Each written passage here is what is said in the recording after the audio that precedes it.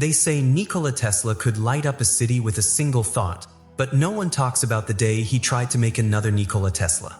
It began as a harmless experiment, a flicker of genius in a restless mind, and ended in rooftop chases, moon cannons, and a city arguing about whether fish should wear hats.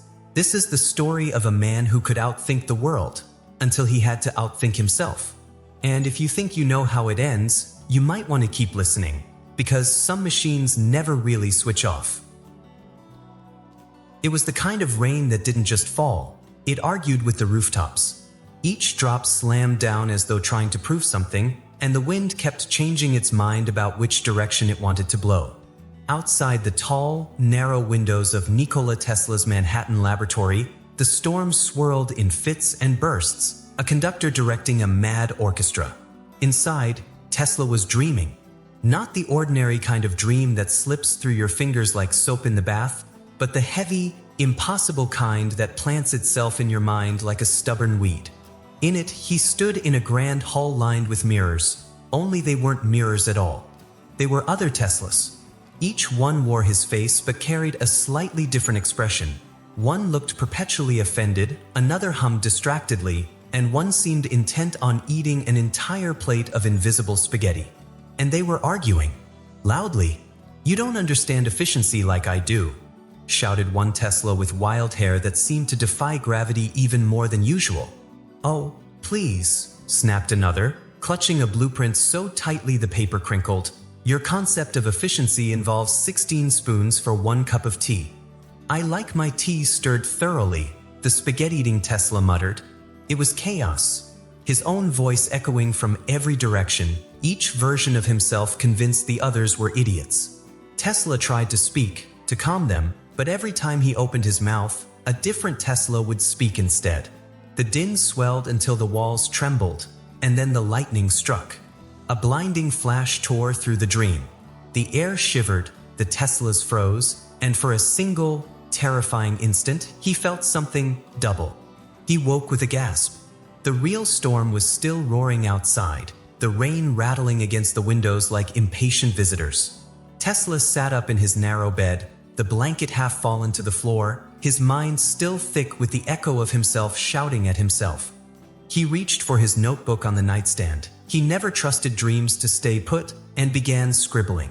2 words came first, scrawled in quick, impatient strokes. Self.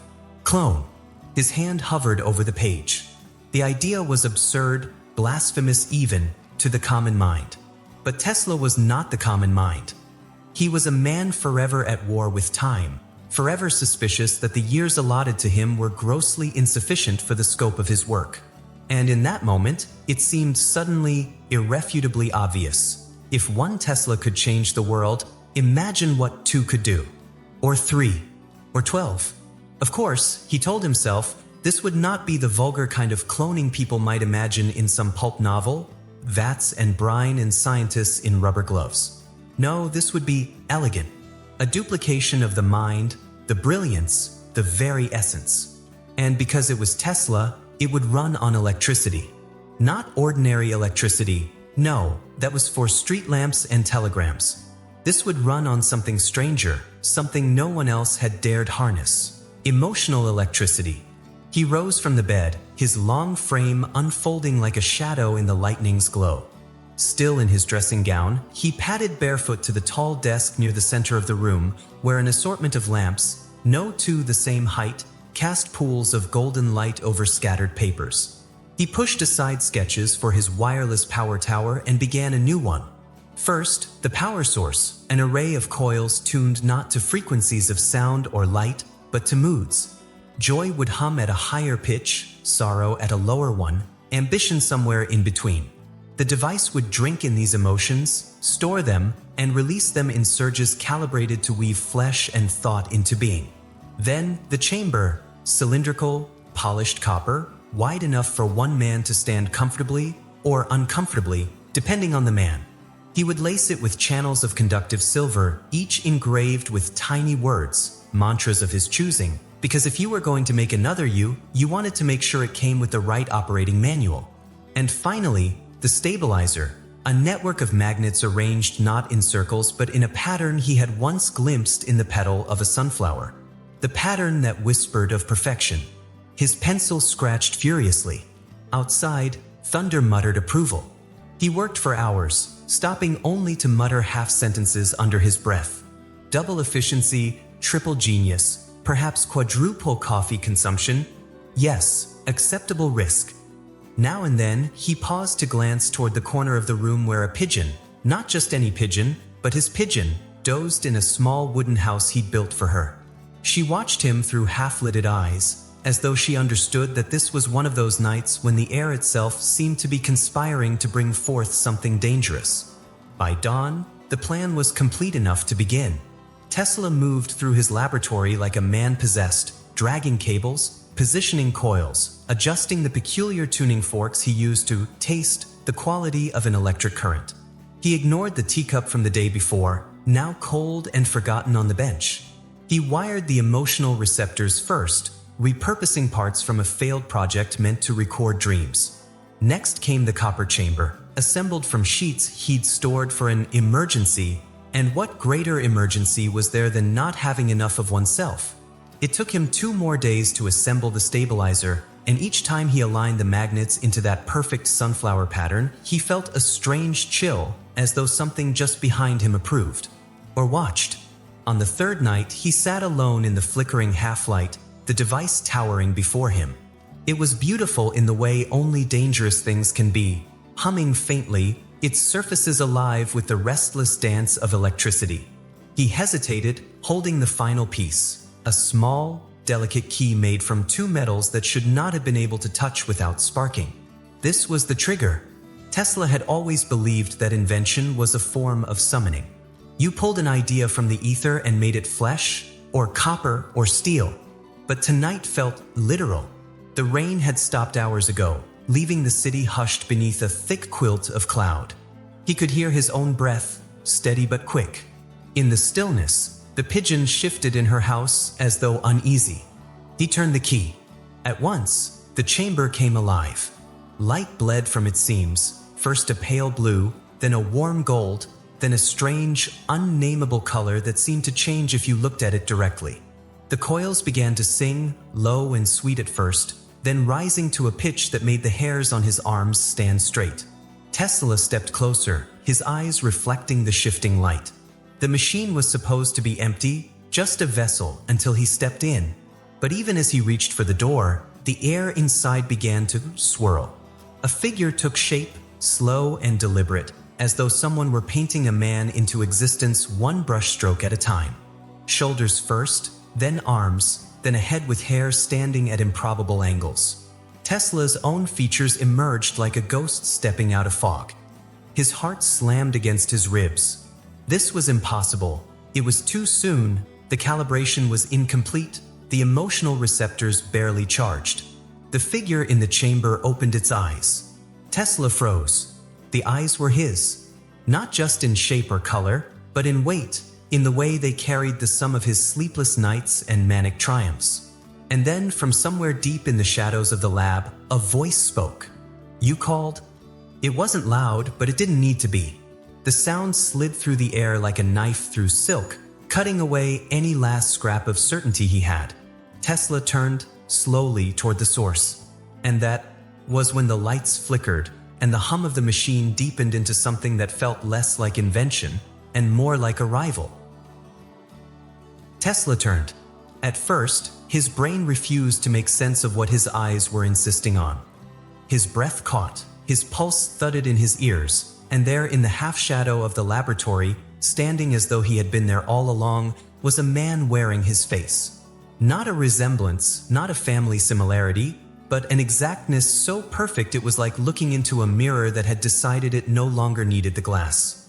The copy was still. Too still. The machine behind Tesla crackled faintly, as if proud of its work. Tesla took a step closer, searching for the imperfection that would prove this was just a trick of light, a cruel coincidence, a hallucination from too many nights without sleep. But there was nothing. The same height, the same sharp angles of cheekbone and jaw, the same dark hair defying gravity as if it had its own secret understanding with the static in the air. Then the copy blinked, slowly, and Tesla knew in the pit of his stomach that it was wrong.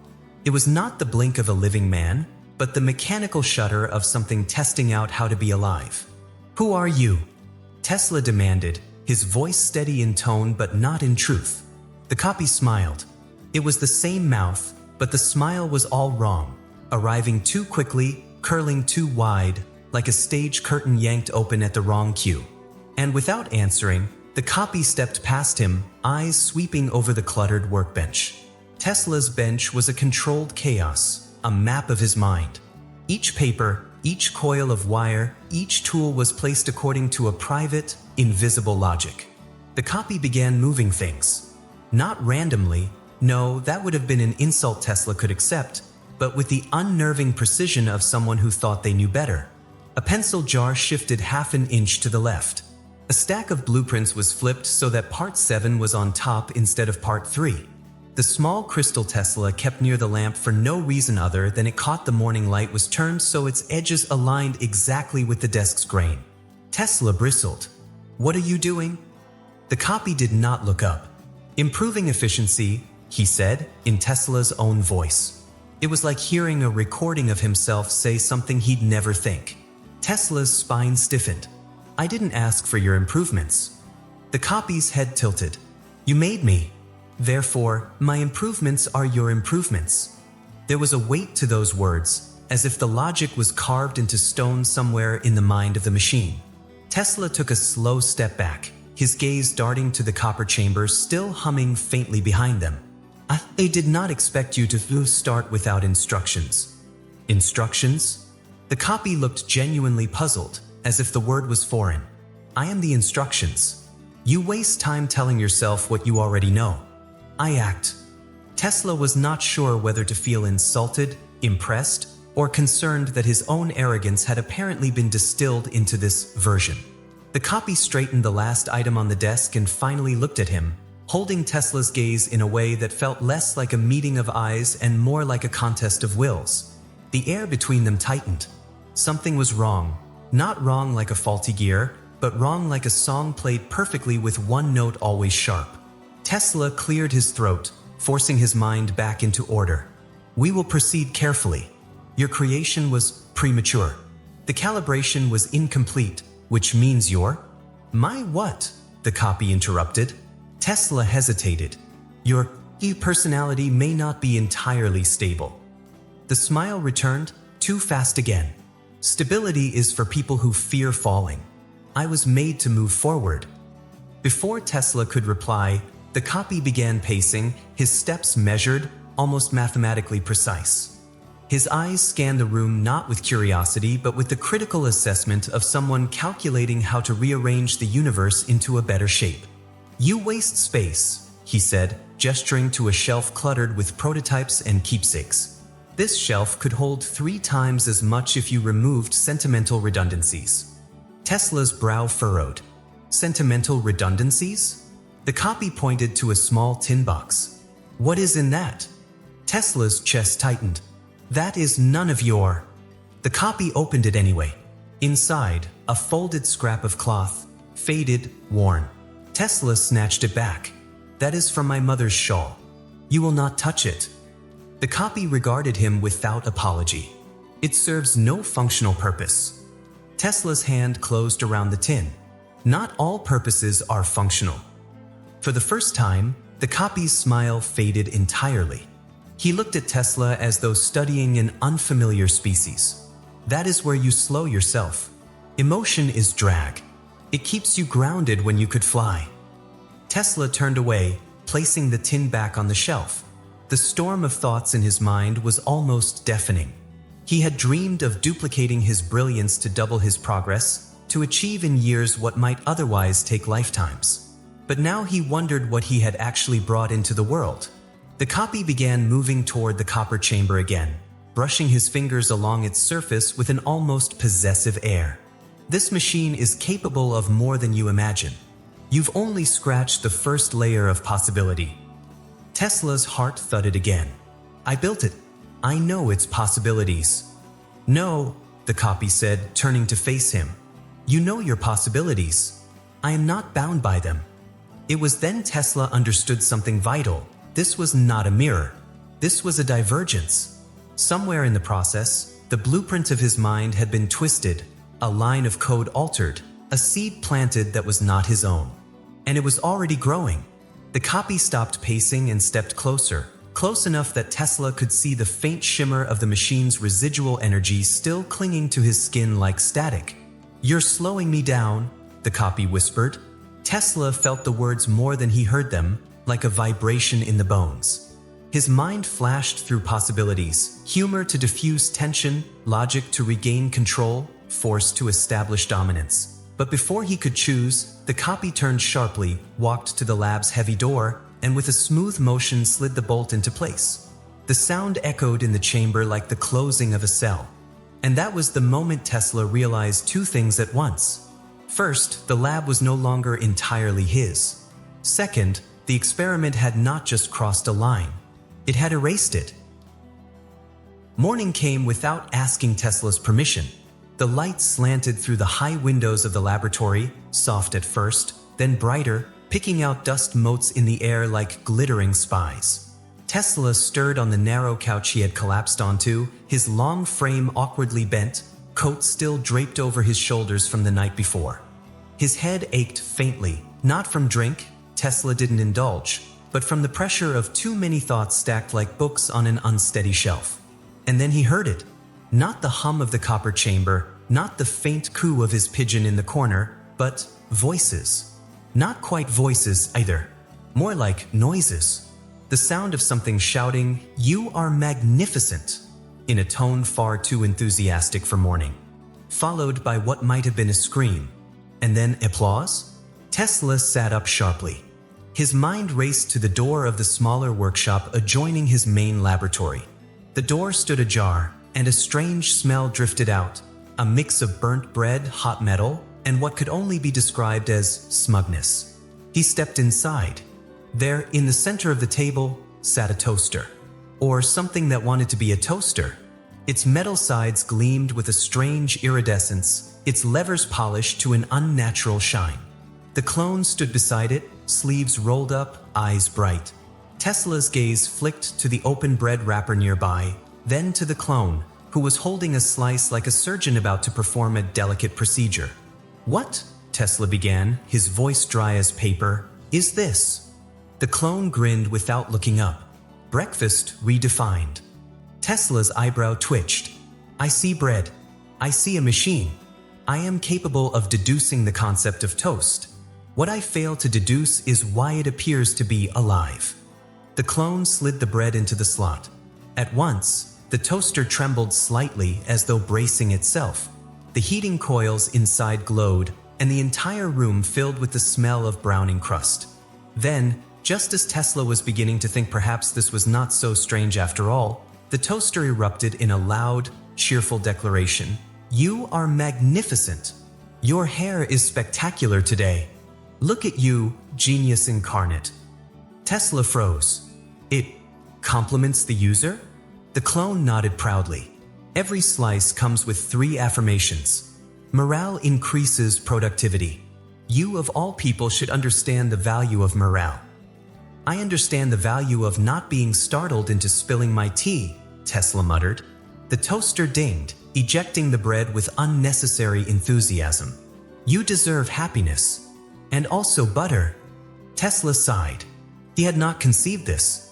Not in his wildest dreams, or his most feverish ones. He turned, intending to tell the clone they needed to dismantle whatever this was before it decided to join polite conversation at breakfast, but stopped dead.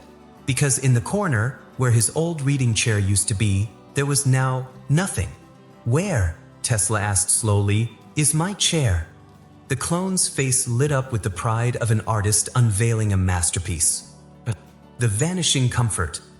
Tesla blinked. "The what?" The clone gestured to the empty space. "Sit there." "There is nothing to sit," the clone insisted. Against his better judgment, Tesla obeyed, lowering himself into thin air. And to his astonishment, something was there. A chair, invisible but solid beneath him. "It's comfortable," he admitted reluctantly. "Yes," the clone said, "but watch." 2 minutes later, Tesla found himself on the floor with an unceremonious thud. The chair had vanished. "It encourages short meetings," the clone explained. "No one should sit longer than necessary." Efficiency. Tesla rubbed the back of his head. Or head injuries. Also efficiency if the goal is ending discussions permanently. He rose, brushing off his coat, only to notice the third invention.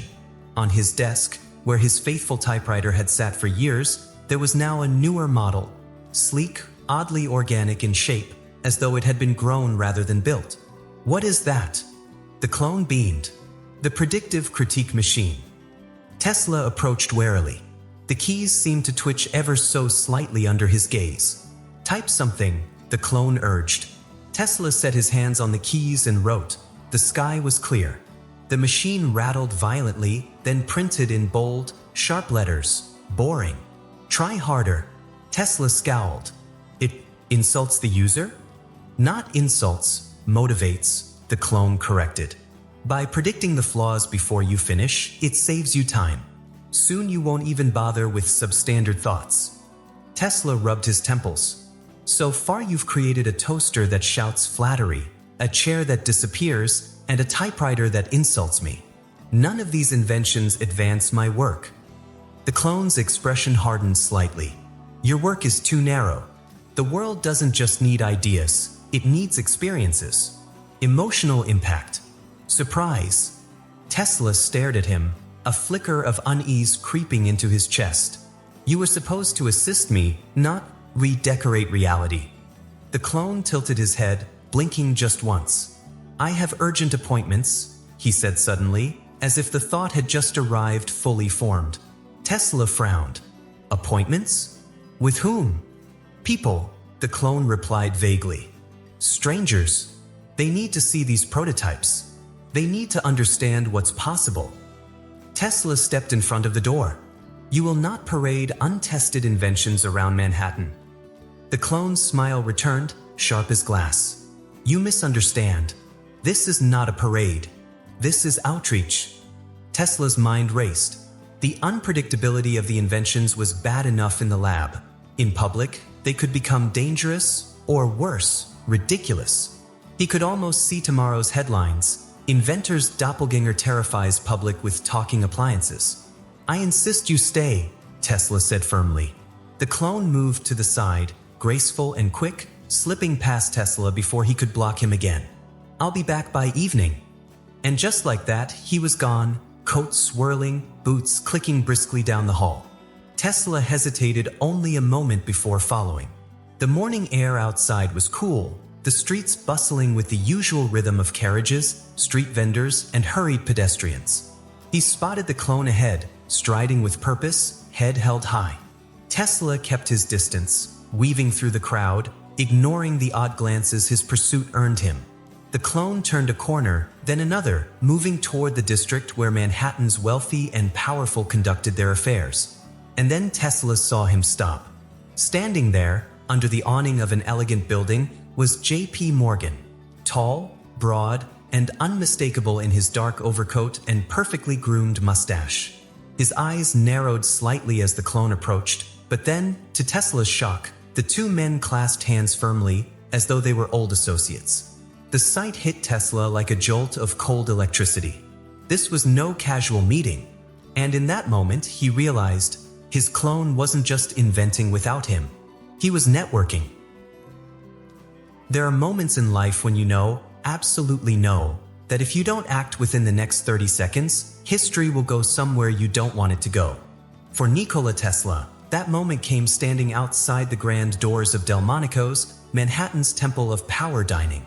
The gold lettering above the entrance gleamed in the gaslight, the polished handles waiting like the grins of men who knew the price of everything.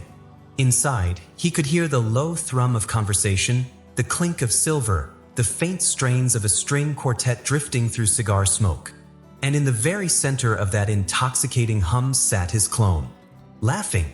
With J.P. Morgan, Tesla didn't pause to consider the elegance of a plan. He didn't slow to think how absurd it would look, one man rushing in to confront another man who happened to have the same face. He simply pushed open the doors, the scent of roast duck and expensive cologne rolling out to meet him, and stepped into enemy territory. There, at a round table draped in white linen, his double was leaning forward, gesturing with the easy confidence of a man who knew the conversation was going exactly where he wanted it to go. Morgan, that towering figure of industry, sat opposite, his dark eyes focused, his massive hands folded loosely on the table. Tesla crossed the room, weaving between tables of the city's elite. Heads turned, not because he was Tesla, but because it is not every night that a man walks into Delmonico's with the expression of someone about to rearrange reality with his bare hands. Ah! The clone spotted him first, his smile stretching wide. There you are. We were just talking about you. Tesla froze for half a heartbeat. He glanced at Morgan, whose brow furrowed slightly before smoothing back into that calm, impenetrable banker's mask. You must be, Morgan began. My assistant, the clone interrupted smoothly. He runs errands. Occasionally. Tesla's jaw tightened. He forced a polite nod and took the empty chair at the table without asking permission. I prefer to think of myself as an advisor. The clone chuckled. Of course. Now, as I was saying, he launched back into his pitch, his hands sketching impossible machines in the air as though he could pluck them down fully formed. Tesla listened, horror mounting. The inventions were absurd, theatrical, machines to bottle moonlight and sell it by the glass, invisible umbrellas for sunny days, self-playing violins that claimed to compose their own music. Morgan leaned in, not laughing, not scoffing, but nodding as though each word was a coin dropping into an already heavy purse. Tesla cleared his throat. Mr. Morgan, if I may. The clone cut him off with the grace of a conductor silencing a musician who had played out of turn. He's shy about my more ambitious projects. Ambitious? Tesla said sharply. Dangerous. Wasteful. And some of them, he added, eyeing the clone, defy the known laws of physics. The clone grinned. That's the point. Tesla turned to Morgan, desperate to insert a sliver of reason into this glittering madness. Mr. Morgan, I assure you, my genuine work. Our genuine work, the clone interjected, has always been rooted in precision, discipline, and replacement, the clone said over him. Tesla froze. Replacement? Morgan's interest sharpened. The great replacement, the clone said smoothly, as if unveiling a long-guarded secret. A project that will improve the world in ways no one dares imagine. Tesla felt something cold settle in his gut. And what precisely does that mean? The clone met his gaze with a flicker of amusement. Imagine, he said, a world where the inefficiencies of humanity, indecision, hesitation, doubt, are removed, replaced with optimal versions. Tesla leaned forward. You're talking about cloning people. The clone's smile deepened. I'm talking about upgrading them. Morgan tapped a finger against the tablecloth, his gaze sliding between the two identical faces. And you have a working prototype? Tesla's chair scraped slightly as he shifted. No, he does not. This is premature. The ethical implications are thrilling, the clone said. Morgan's mouth curved faintly. Thrilling, he repeated as though savoring the taste of it. Tesla tried again, his voice steady but urgent. Mr. Morgan, this is not a business venture. This is... The clone leaned toward Morgan, lowering his voice to just the right conspiratorial register. He's worried we'll change too much too fast. But change waits for no man. And with your funding, Mr. Morgan, we can build the facility within months. The first wave of replacements could be in place by year's end. Tesla's hands clenched under the table. He could see the shape of the trap now, his own reputation, his own genius, being used to sell a dream he hadn't dreamed and would never have chosen. And Morgan, always the predator, could smell the opportunity. The waiter arrived with a decanter of wine. Morgan poured for himself, then for the clone, ignoring Tesla entirely. And the cost? An investment, the clone said lightly, in a future where hesitation is extinct. Imagine an army of decisive minds. Imagine industry without error. Imagine the perfect market. Tesla opened his mouth to speak, but the clone's hand shot out, touching his forearm with the casual intimacy of someone reminding a friend to play along. "He'll come around," the clone said to Morgan. "He just needs to see it in action." Morgan considered this, swirling his wine. Then, with a deliberate movement, he reached into his coat and drew out a folded sheet of paper. The pen came next. He placed both on the table. Tesla's pulse hammered. "Mr. Morgan, please." But the banker was already signing. His signature was swift, confident, the ink biting into the fibers of the page as though claiming them. He slid the paper across to the clone. The clone picked it up, glanced at it, and smiled as if he'd just been handed the keys to the city. He looked at Tesla, his eyes gleaming with something that was not quite victory, not quite threat, but a mix of both. "Step 1, he said softly, folding the contract with care, "retire the original." Tesla stared at him, the words sinking like stones. And somewhere, beneath the polished clink of glasses and the murmur of wealth around them, the future tilted. Tesla did not walk back to his lab after that dinner. He marched. There was no thinking of the weather, no acknowledging the bustling streets of New York, no polite tipping of his hat to passers-by who might have recognized him in gentler circumstances. Every step felt urgent, sharp, cutting through the night like a blade. He could still hear it, those 5 words the clone had spoken to Morgan, so soft yet heavy enough to make the whole city feel tilted under his feet. Step 1, retire the original. He reached his building, threw open the heavy door, and bounded up the narrow staircase 2 steps at a time. The laboratory door stood closed but unlocked, which was odd. Tesla locked everything, often twice. He pushed it open and froze. Something was wrong. Not just wrong, missing. The bed where he sometimes collapsed after days of work? Gone. Not the blanket folded neatly or the frame pushed aside, gone, as if it had been swallowed by the floor. His desk, the one that had traveled with him from Colorado Springs, with its gouges and ink stains like battle scars, vanished. The wardrobe containing the handful of suits he owned? Not a hinge remained. Tesla walked into the center of the room, his eyes scanning every corner, as though the furniture might have simply stepped out for air. The lab smelled faintly of polish and smugness. The clone had been here. In their place, the empty spaces looked wrong, as though the air itself was holding its breath.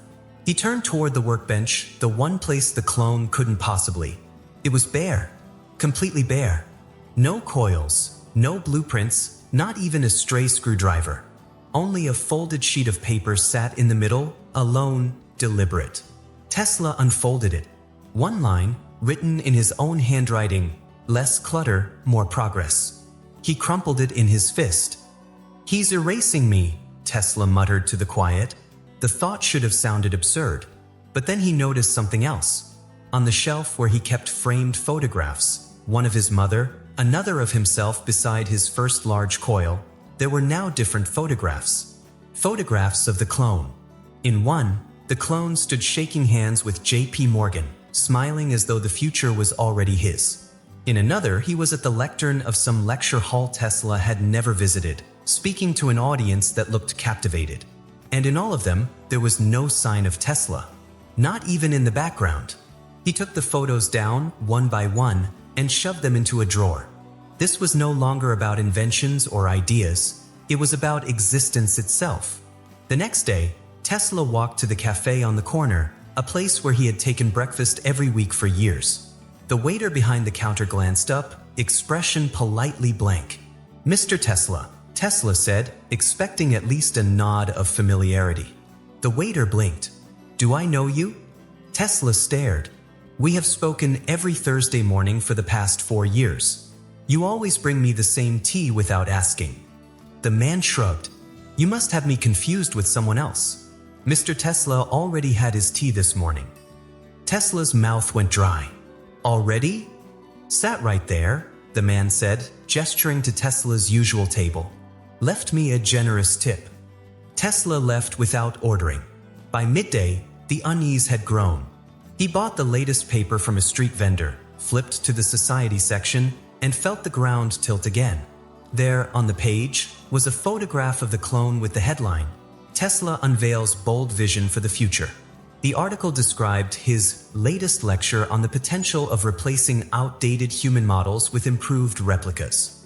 There was no mention of Tesla, no first name, no original, no hint that the man in the photograph was not the same one who had labored for decades on alternating current, wireless transmission, and 100 other pursuits. To the world, the clone was Nikola Tesla. And Nikola Tesla, the man himself, was an eccentric stranger in his own life. Humor would have been a shield if Tesla had felt the strength to lift it. Instead, he turned to strategy. He needed to send a message to his few trusted allies to warn them of what was happening. The trouble was, any direct attempt could be intercepted or rewritten by the clone. So he decided to hide his warnings in plain sight. Late into the night, he scribbled notes that seemed like shopping lists. 2 pounds of apples, red ones, not green.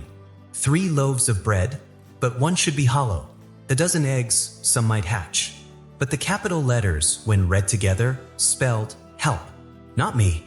He left one note at a friend's laboratory, another at a printing shop he frequented, and a third inside the hollow leg of a chair at the cafe. The next morning, he checked the first location. The note was gone, replaced with an actual grocery list, still in his handwriting, but listing items like 7 gallons of milk and 18 cucumbers. The printing shop note had been replaced with 1 bottle of ink, 2 jars of patience. The chair leg was empty.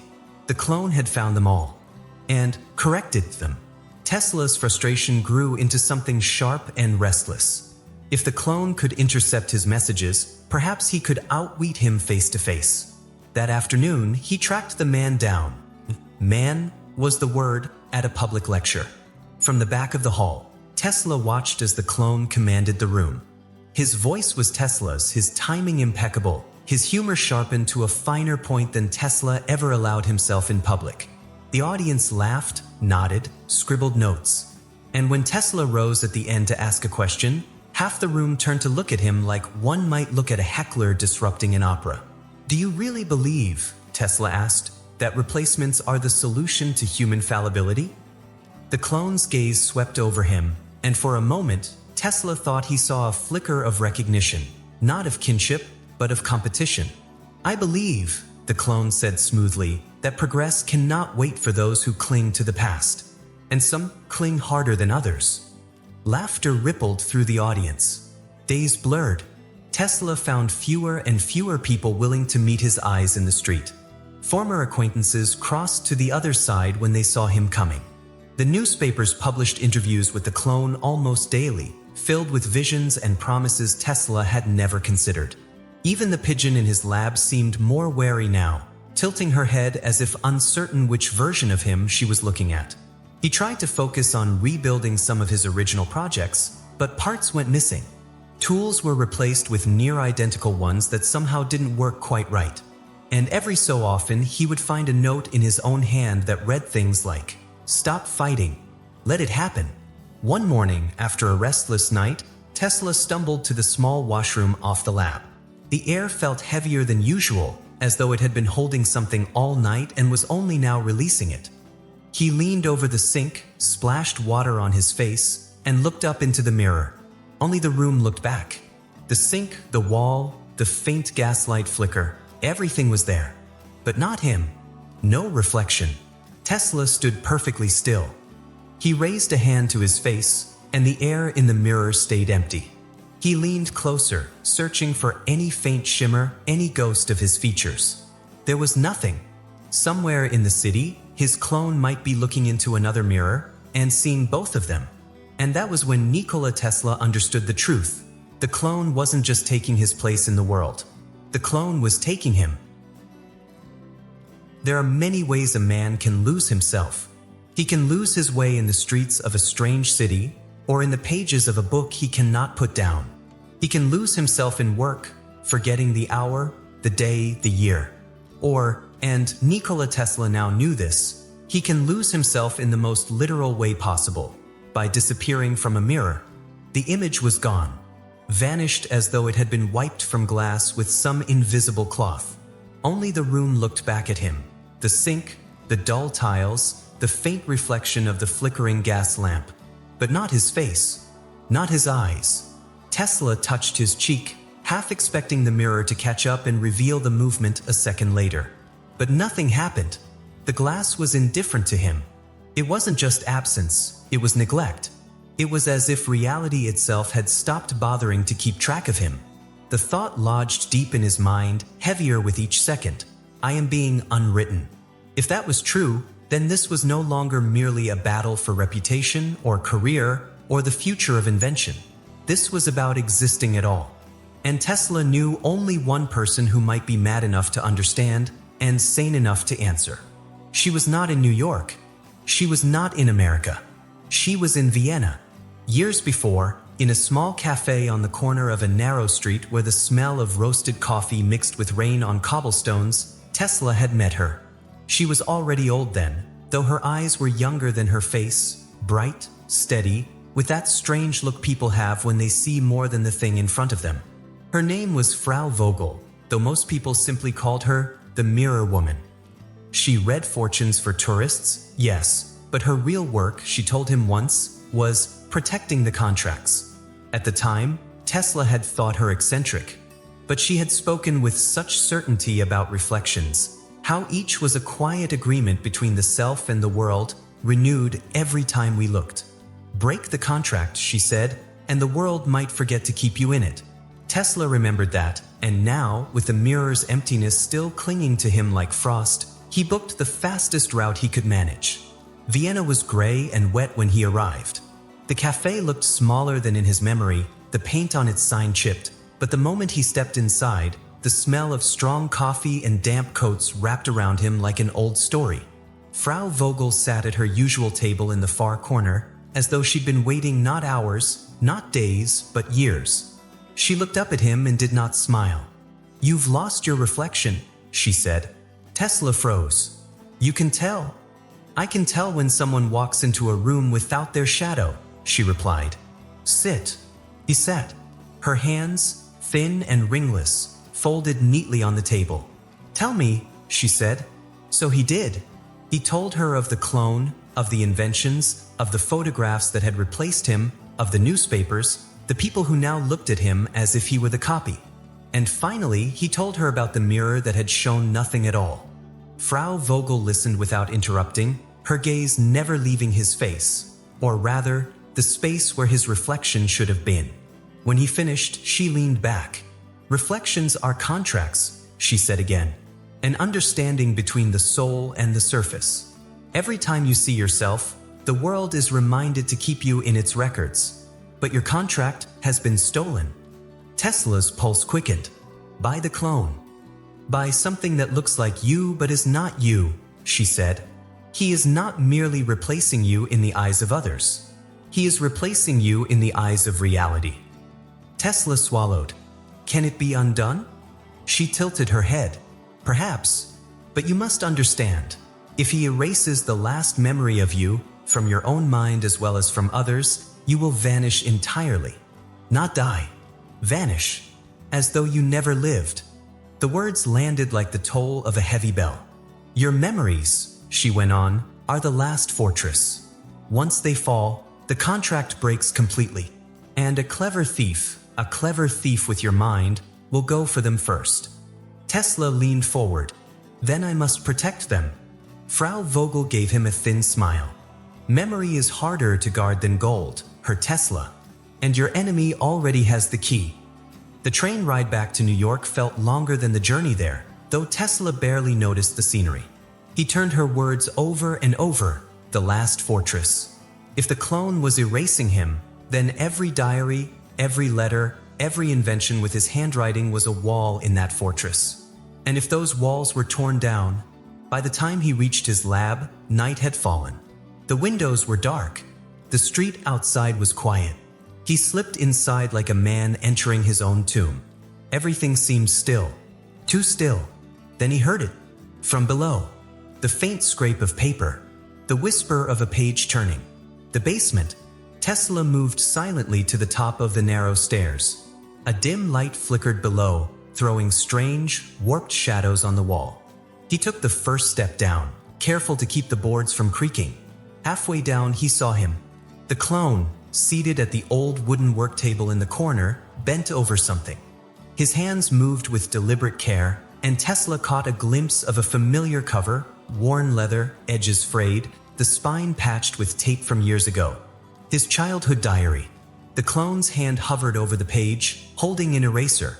A small pile of pale dust lay beside it, the remnants of words that once held the weight of a boy's first thoughts. And with each word rubbed away, Tesla felt, not pain, but lightness, as though some invisible thread inside him had been snipped. He gripped the railing, a cold sweat breaking over him. If the diary went, what else would go with it? The memory of the boy who had first built a water wheel in the river near his home? The face of his mother leaning over to see his first invention? The quiet afternoons sketching impossible machines with a pencil stub? The clone lifted the eraser again. Tesla's heart pounded, because now he knew exactly what Frau Vogel had meant. The last fortress was under siege. Tesla had never been a man prone to rash destruction. In his mind, even the most flawed invention deserved the dignity of being dismantled carefully, like a letter read for the last time before being burned. But as he stood in the shadows of his laboratory that night, staring at the copper-skinned monstrosity in the center of the room, all thoughts of gentleness were gone. The cloning machine loomed like an uninvited guest who had moved in, redecorated, and begun ordering the household around. Its coils gleamed faintly in the moonlight, the silver channels engraved with the runes and equations he himself had drawn, and now wished more than anything to erase. It had to go. Not next week. Not after breakfast. Tonight. Tesla had waited until the streets outside were as silent as sleeping cats, until the occasional passing carriage was a rare interruption. The clone was not in the lab. At least, Tesla hoped not. That would simplify things. He had the tools ready, a wrench for the bolts, insulated gloves for the wiring, and a small canvas bag to carry away the one thing he needed to remove, the machine's power core. He had discovered, while reviewing his own blueprints, that this core was not just the machine's heart, but its anchor. Without it, no regeneration, no duplicate creation, no way for the clone to replace him again. Remove the core and the war would tip back in his favor. He stepped forward, careful to avoid the creaky board near the desk. That's when he noticed the sandwich. It was sitting on the edge of the workbench, untouched.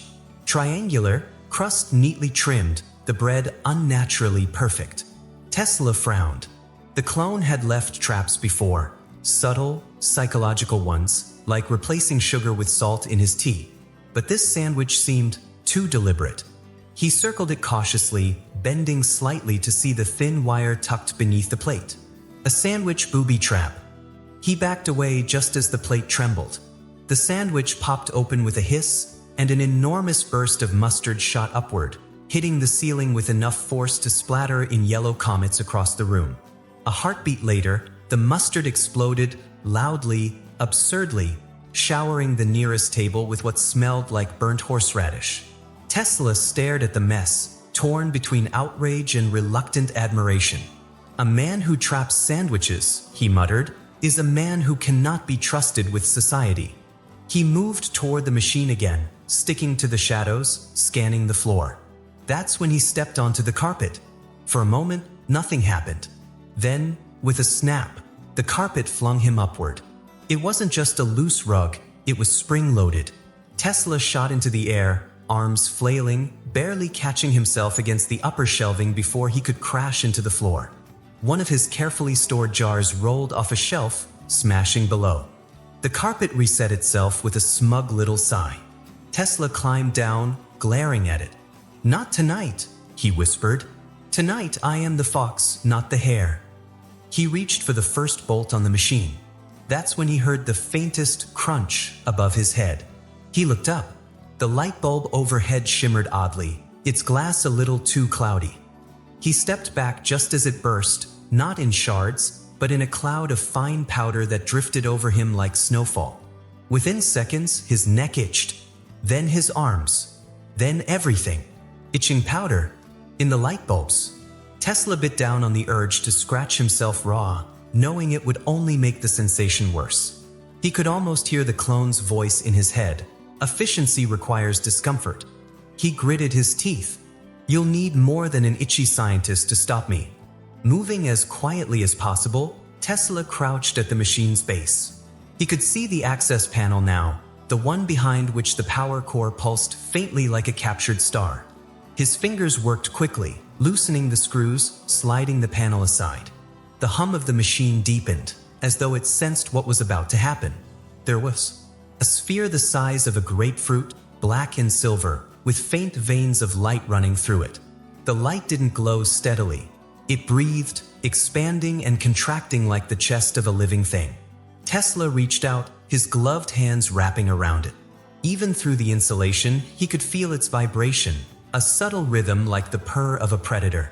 And then, a sound behind him. Not the faint shuffle of a rat.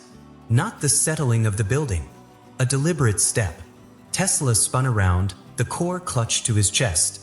The lab was dim, the moonlight spilling in long silver fingers across the floor. At first, he saw nothing.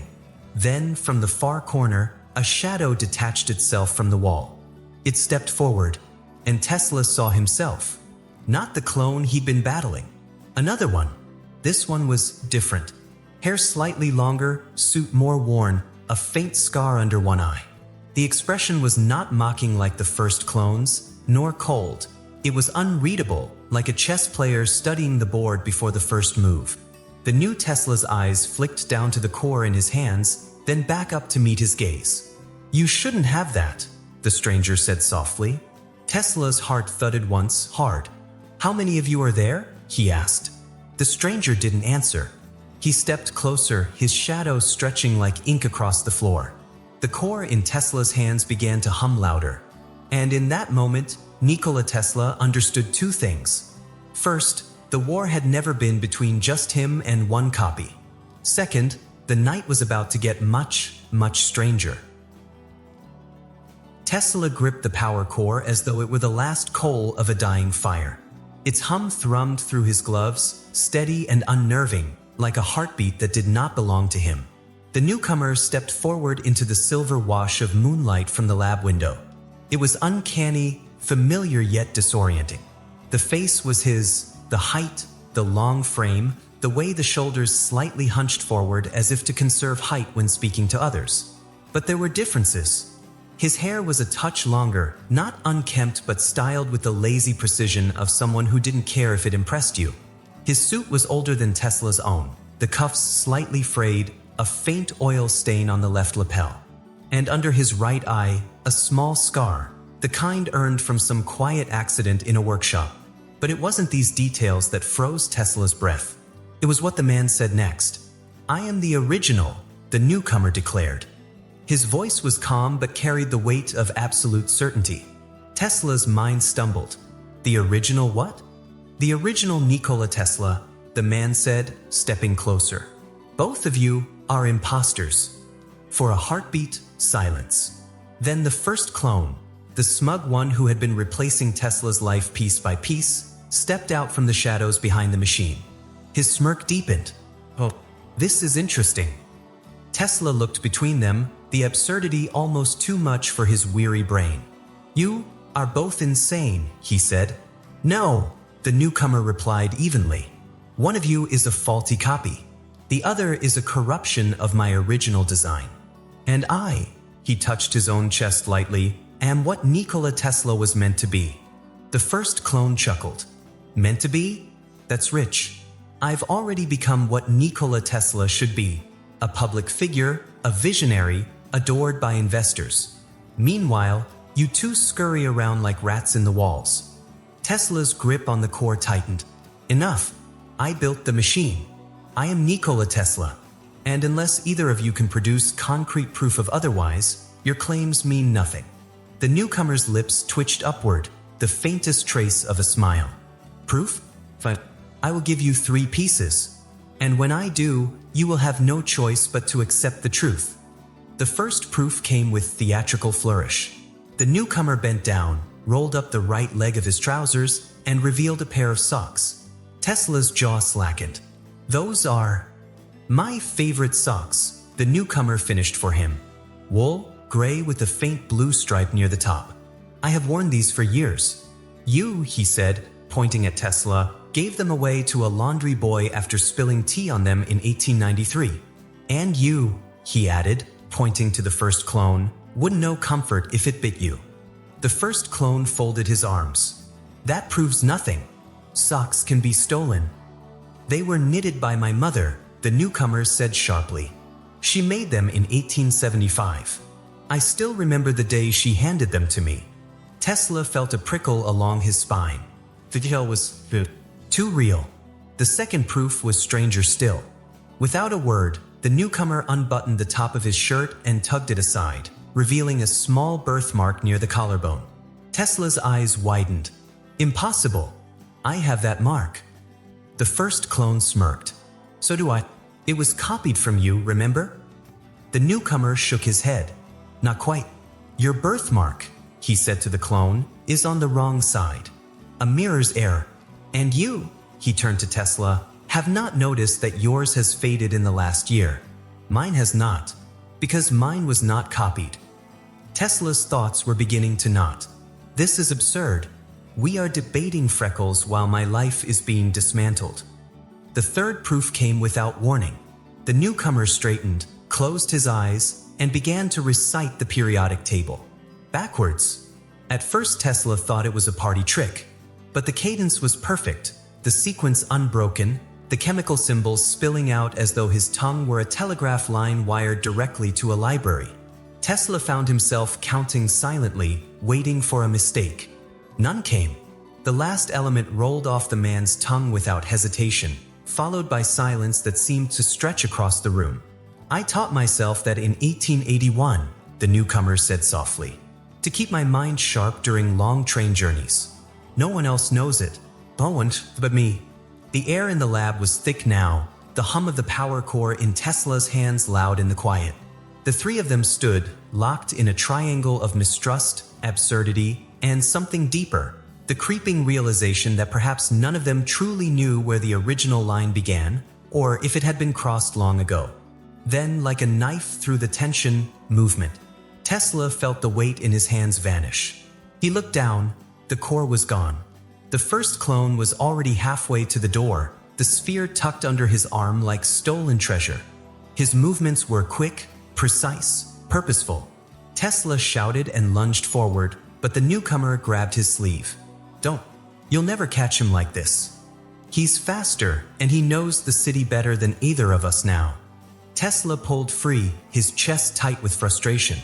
If he gets that core, he will build again, the newcomer finished grimly. They reached the door too late. The street outside was empty except for the echo of bootsteps receding into the night. Tesla stood on the threshold, the cold air stinging his face, his mind already racing through possibilities. The city was too large, too full of places to hide. The clone had hours on them already. They turned back inside, both breathing hard. That's when they heard it. A crackle from the corner of the lab. Tesla's eyes darted to the small radio set he kept for listening to news reports and scientific bulletins. The voice was tinny but unmistakable, broadcast from some live event. And here in Union Square, the great inventor himself, Nikola Tesla, has just unveiled what he calls the world's first moon cannon. Tesla's stomach dropped. The radio crackled again, the voice brimming with awe. A device, he claims, capable of sending a man to the moon before breakfast tomorrow. Tesla and the newcomer locked eyes. Neither spoke, because there was no need to. The radio's words still echoed in Tesla's mind as he and the third Tesla stormed out into the cold New York night. World's first moon cannon. There were many phrases that could shake a man to his core. That one rattled Tesla's bones like loose change in a jar. They moved fast, weaving through the lamplit streets, boots hitting the pavement in uneven rhythm, one pair hurrying to stop catastrophe, the other trying to keep up while muttering about how a real original Tesla wouldn't be out of breath so soon.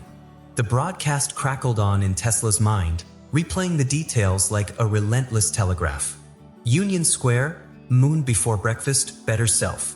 He could already imagine the clone's smug face as he stood before the crowd, unveiling his latest absurdity like a magician revealing a rabbit with a crown on its head. "We go straight for the source," Tesla said, not breaking stride. "Find the building, find the machine, and this." The third Tesla shot him a sideways look. "And then what?" "The last time you tried dismantling his toys, you almost drowned in mustard gas from a sandwich." Tesla didn't answer, mostly because it was true. By the time they reached Union Square, the streets were alive with rumor. People streamed in one direction, their chatter buzzing with fragments: "Giant gun, going to the moon, no ticket prices yet." A boy selling papers waved the latest edition. The headline blared, "Tesla to claim the moon for science." Below it, an artist's sketch showed the clone standing beside a device that looked like someone had given a Canon an unlimited budget and no adult supervision. They followed the current of bodies until the looming shape of the building came into view, one of Manhattan's new skyscrapers, still novel enough to draw awe from passers-by. But what sat on top of it was what stopped everyone in their tracks. The moon cannon. It was not merely large, it was absurd. The barrel stretched into the night sky like a steel finger pointing accusingly at the heavens. It gleamed under the electric lamps strung around the rooftop, its surface covered in polished rivets and unnecessary flourishes. Tubes and coils snaked from its base to a bank of humming generators, each guarded by men in neat suits who clearly thought they were doing something noble. And of course, the clone stood beside it. Tesla and the third Tesla ducked into an alley, the noise of the crowd masking their footsteps. From here, they could see the rooftop more clearly. The clone was addressing the onlookers through a massive speaking trumpet, his voice carrying with the confidence of a man who believed in his own brilliance without the slightest hesitation. "Tonight," the clone boomed, "we begin the first lunar colony. And who better to lead it than a better Tesla?" The crowd erupted into cheers. Tesla's jaw tightened. "Better Tesla? I am beginning to think his vocabulary is as faulty as his ethics." The third Tesla smirked. "Careful. If he hears you, he might make a better vocabulary too." Tesla ignored the remark. His eyes scanned the rooftop, tracing the cannon structure, noting the placement of the generators, the angle of the barrel. If he could reach the main firing mechanism unnoticed, he could disable it before the stunt began. Getting into the building was the first hurdle. The lobby bustled with people hoping to get a glimpse from inside, and the elevator was heavily guarded. But the third Tesla had a knack for blending into situations that called for misdirection. "Follow me," he whispered.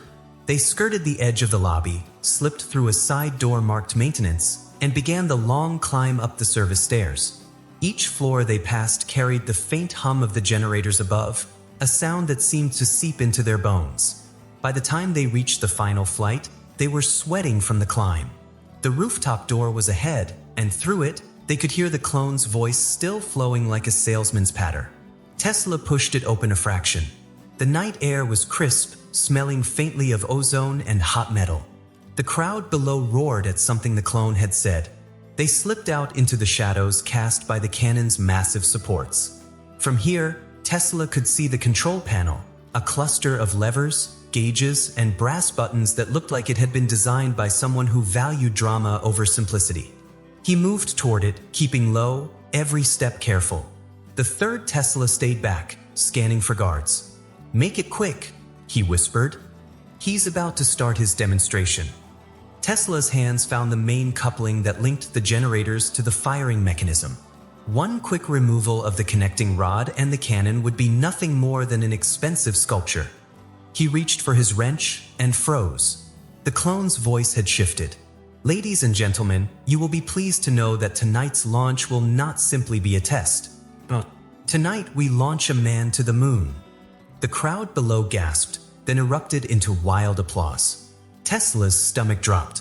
The clone continued. "And not just any man, the better man." The cheering grew louder. Tesla's mind raced. He needed to act now. He crouched by the panel, slipping the wrench into place. The coupling was tight, but it began to turn under steady pressure. The generator's hum faltered slightly. But before he could finish, a shadow fell across him. "Well, well," the clone's voice said behind him. "Trying to help, are we?" Tesla turned slowly, wrench still in hand. The clone smiled, but there was no warmth in it. "I was wondering if you'd attend my send-off." "How touching." Behind him, the crowd was chanting, "To the moon! To the moon!" Tesla forced a polite smile. "I wouldn't miss it for the world. Or the moon." The clone stepped closer, and Tesla felt the edge of the cannon's curved plating at his back. "You know," the clone said softly, "it occurs to me there's room in the projectile for one more." Tesla's reply was lost in the sudden roar of the generators as the clone threw a switch. Steam hissed from vents along the cannon's length, and the massive barrel tilted skyward with a groan. The crowd screamed with excitement, the sound of it bouncing off the surrounding buildings. Tesla tried to step sideways, but the clone moved with him, herding him toward the loading platform.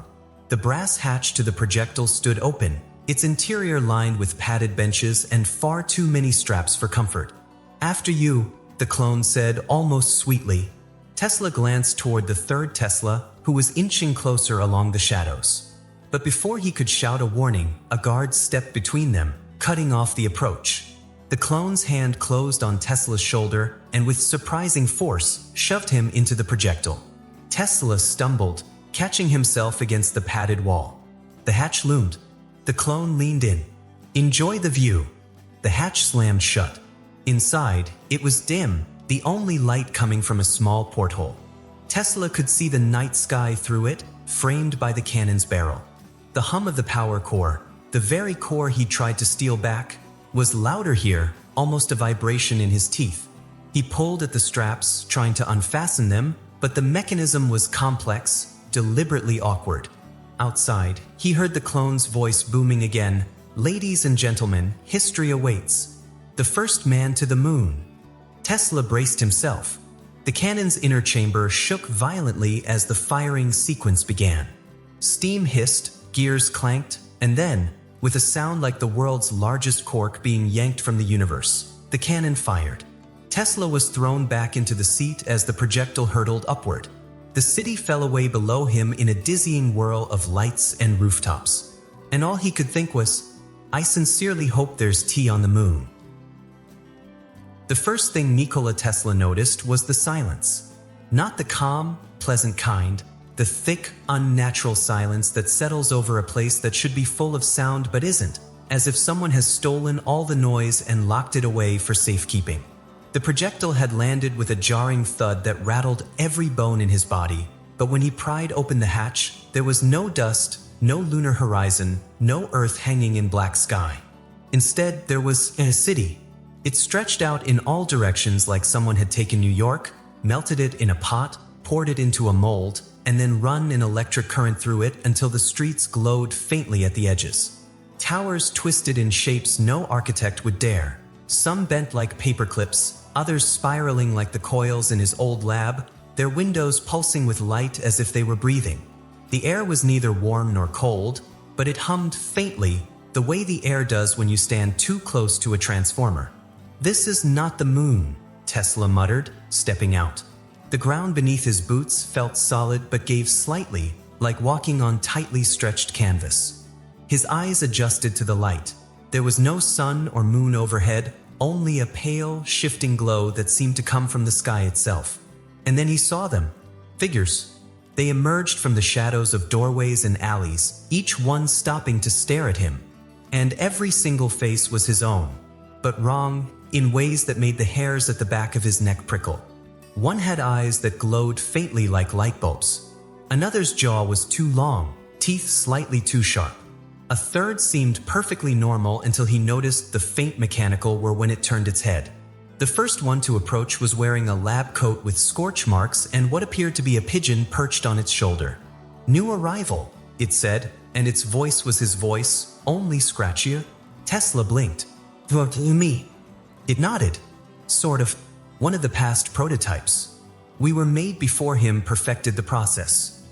"Him?" Tesla asked. The figure's expression soured. "The one you probably call the clone. We call him the architect. The one who decides which version of Tesla gets to stay in the world, and which get left here." Tesla's stomach tightened. "Here? Where is here?" The pigeon-shouldered prototype spread its arms. "Nowhere. Everywhere. the city of discarded selves. The others began to circle closer. They were all versions of him, but twisted by half-thoughts, abandoned experiments, and traits exaggerated past usefulness. One carried a bag of teacups and kept sniffing them as if searching for a specific smell. Another had replaced his hair with thin copper wires that sparked when he blinked.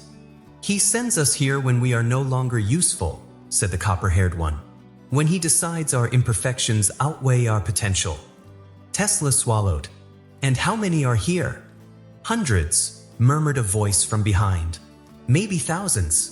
The city grows every time he decides someone's better off erased." They led him through streets that bent at angles too sharp for comfort, past lamp-posts that hummed softly as though in conversation. Every building seemed to lean toward the center of the city, where a massive plaza lay empty but for a single raised platform. On it stood a long table, surrounded by chairs. "What is that?" Tesla asked. "The table of the argument," said the pigeon-shouldered prototype. The words were spoken with the kind of reverence usually reserved for altars or execution blocks. "It is the only way out," added the copper-haired one. "To return to the real world, you must win the argument." Tesla frowned. "Win what argument?" The pigeon-shouldered prototype gestured toward the chairs. "All of them. Every argument you've ever had with yourself. Every doubt. Every justification. Every improvement plan.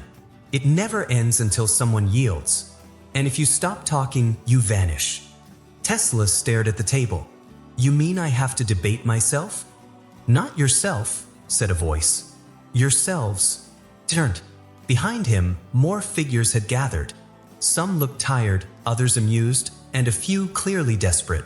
They were all Teslas, and all waiting their turn. He took a step toward the table. "And if I win?" "You go home," said the pigeon-shouldered prototype. "And if I lose?" The copper-haired one smiled, not kindly. "You stay here. You argue forever until you fade." Tesla considered this. He had never been one to shy away from an intellectual challenge, but debating himself in infinite variations? That was not an argument, it was an avalanche. He sat.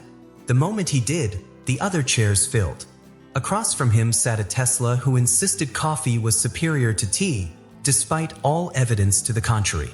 Next to him, a Tesla who believed that pigeons were secretly spies. On his right, one who thought alternating current had been a mistake. The noise was immediate and overwhelming. Voices overlapping, hands gesturing wildly, sentences colliding like billiard balls. Tesla tried to cut through it. "Order! We will proceed logically." "No such thing," said the pigeon spy theorist. "Logic is a construct." "Incorrect," said Coffee Tesla, slamming a cup on the table. "Logic is like caffeine, vital and invigorating." "Your metaphors are weak," muttered another. Tesla felt his patience fray. "Enough. We will begin with." "You're stalling," said the copper-haired one from the crowd. "You can't win if you don't commit." He realized quickly that this was the true trap. Every version of him had the same stubbornness, the same need to be right, and the same unwillingness to yield, and in here, that made progress nearly impossible. Still, he argued. Hours passed. Or minutes. Time was unreliable here. He dismantled the pigeon spy theory. He defended alternating current against its detractors. He even managed to persuade Coffee Tesla that tea had its merits. But for every point he won, another challenge emerged. They debated the ethics of cloning, the definition of genius, whether wearing gloves indoors was eccentric or sensible. By the time Tesla leaned back, exhausted, the table was still full, the arguments still circling like vultures. Then the light changed. The pale glow that filled the city dimmed, replaced by a shadow that spread across the plaza like ink spilling over paper.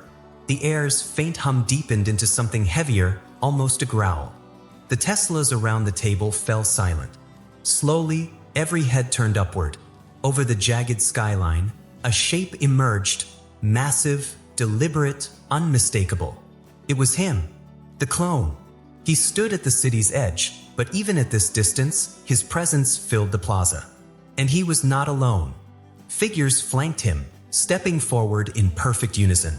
More Teslas, but not discarded, not flawed. These were identical, polished, their movements sharp as clockwork. An army. The pigeon-shouldered prototype spoke in a whisper that carried across the silence. "He's here." Tesla's hands curled into fists. The clone's voice rolled through the streets, smooth and cold. "Time to collect what's mine." The hum in the air rose until Tesla felt it in his bones.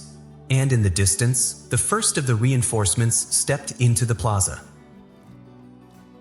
The plaza was no longer quiet. The moment the clone army entered, the city's strange electric hum shifted pitch, becoming sharp and metallic, like the whine of an overcharged coil. They moved in perfect formation, each polished duplicate a mirror of the one beside him, their eyes cold and their footsteps timed to the heartbeat of something larger and unseen. Tesla stood at the center of the argument table, surrounded by the ragged prototypes who had been bickering endlessly just minutes before. Now, every one of them was silent, watching as the architect, his smug, dangerous clone, stepped forward. "You've been busy," the clone said, voice carrying across the plaza with effortless authority.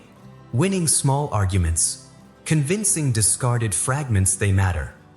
Tesla didn't rise to the bait. He knew better. "And now?" Tesla asked, his voice calm but cutting. "Now," the clone said, "we finish this. One debate. Winner claims the world." The words were simple, but they settled like a challenge from which there was no retreat. Around them, the clone army began to take seats at the great table, their identical hands folding neatly in front of them. The prototypes shifted uneasily, muttering to themselves. Tesla straightened his coat. "Fine," he said. "But understand, I am not here to win your way." The architect smiled faintly. "You'll have no choice." It began as all debates do in this strange city, with proposals. The first clone on the left raised his hand. Policy 1. Free pigeons for every citizen. They will serve as personal companions and deliver short notes.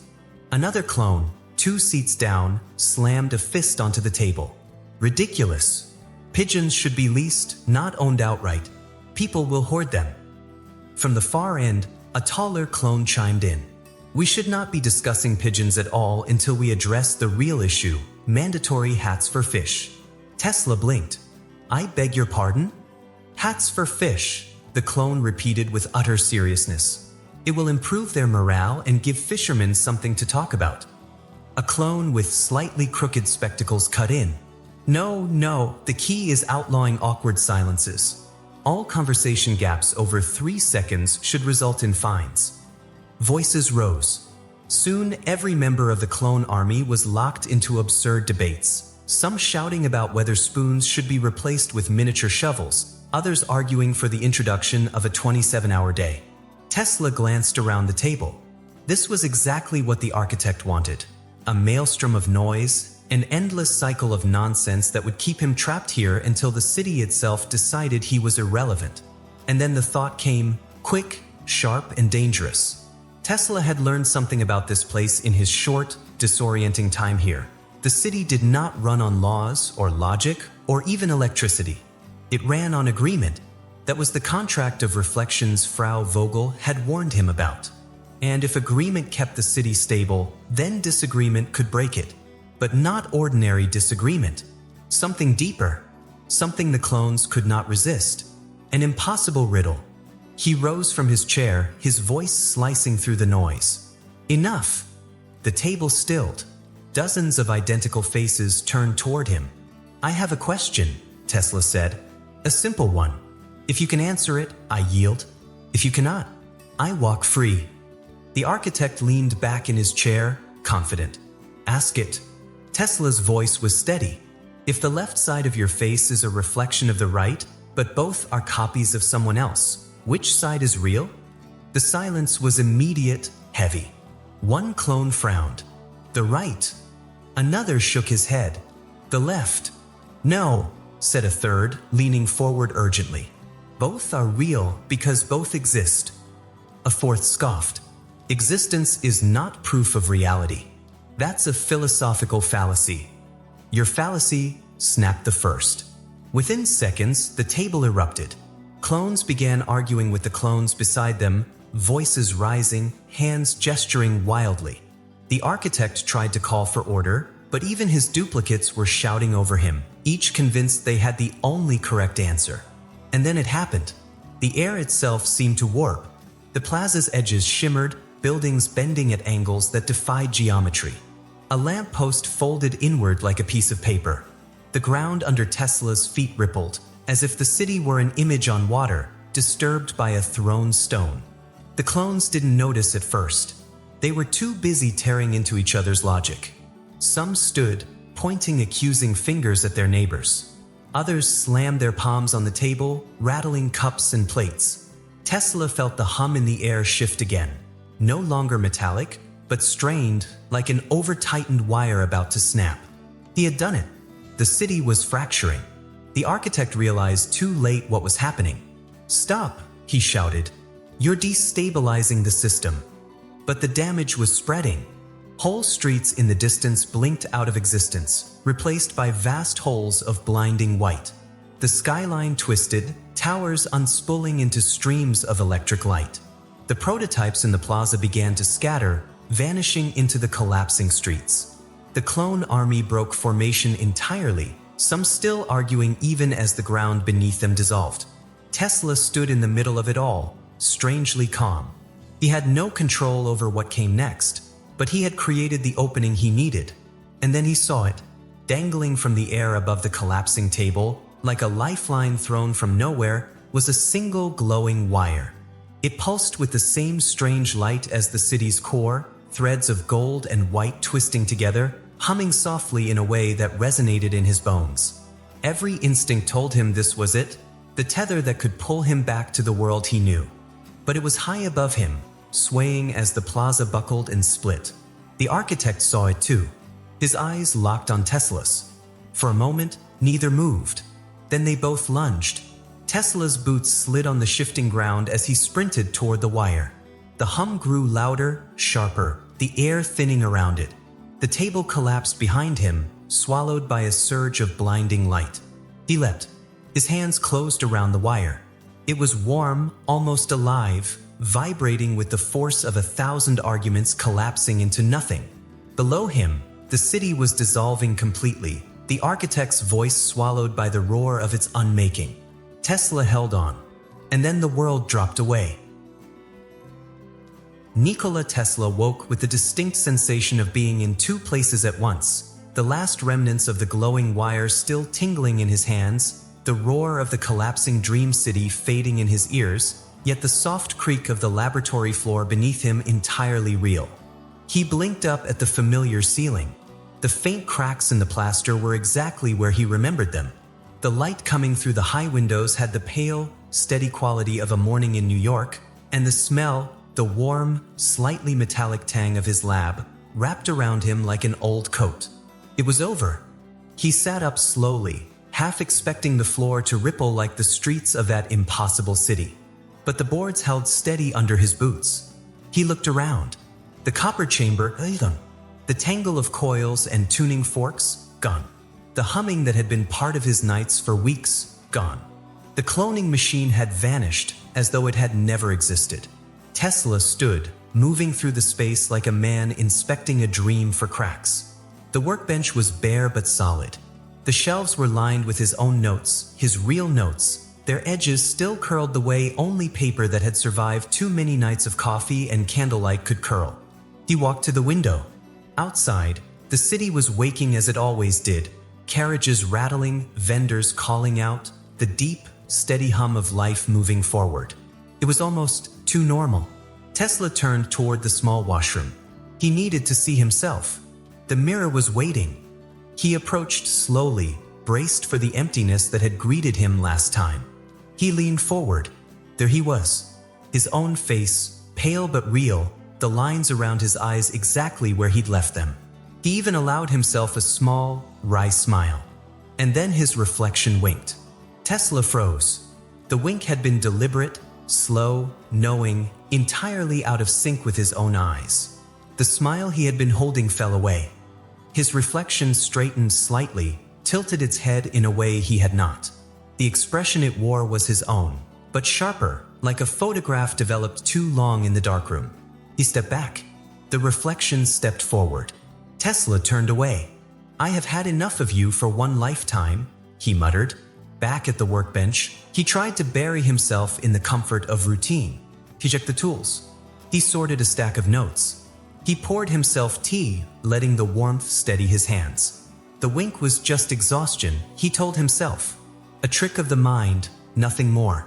He was halfway through scribbling a new idea, something about wireless transmission piggybacking on harmonics, when the knock came. It was not a polite knock. It was the solid, measured rap of someone who expected the door to open whether they were invited in or not. Tesla set down his pen and went to the door. He opened it to find himself. Not the architect. Not one of the ragged prototypes from the city of discarded selves. This one was different. His suit was neat but dusty, as if he'd been traveling. His hair was combed, his shoes scuffed from real streets, not dream ones. And in one hand he held a toolbox. The man smiled. "Ready to finish what we started?" Tesla's fingers tightened on the doorframe. "And what exactly is that?" The man tilted his head slightly, the same motion Tesla's reflection had made in the mirror. "We'll see. The machine's already warming up."